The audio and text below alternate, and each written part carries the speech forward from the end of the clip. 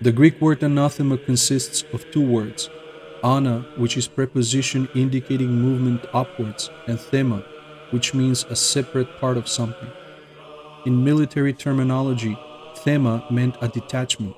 In civil government, thema meant a province.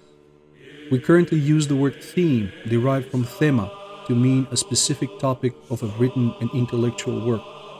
Anathema, literal sense, means the lifting up of something separate. In the Old Testament, this expression was used both in relation to that which was alienated due to sinfulness and likewise to that which was dedicated to God. In the New Testament, in the writing of the Apostle Paul, it is used once in conjunction with Maranatha, meaning the coming of the Lord.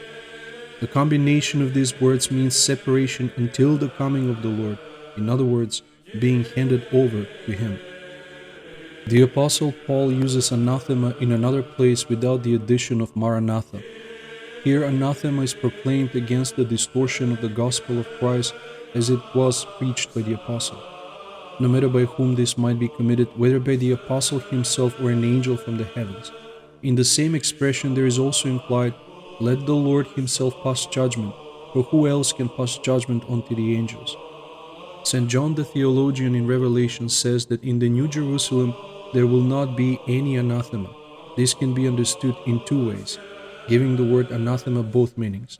First, there will not be any lifting up to the judgment of God, for this judgment has already been accomplished. Second, there will be no any special dedication to God, for all things will be the holy things of God, just as the light of God enlightens all.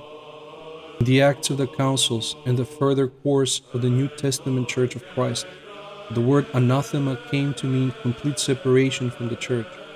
The Catholic and Apostolic Church anathematizes, "Let him be anathema, let it be anathema," means a complete tearing away from the Church.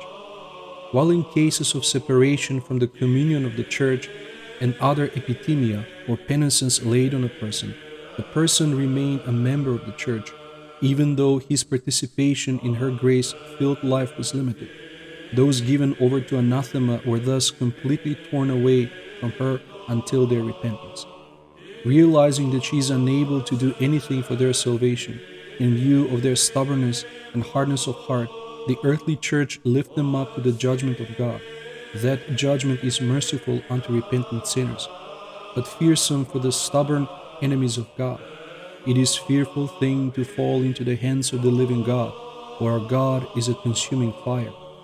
Anathema is not final damnation. Until death, repentance is possible. Anathema is fearsome not because the Church wishes anyone evil or God seeks their damnation.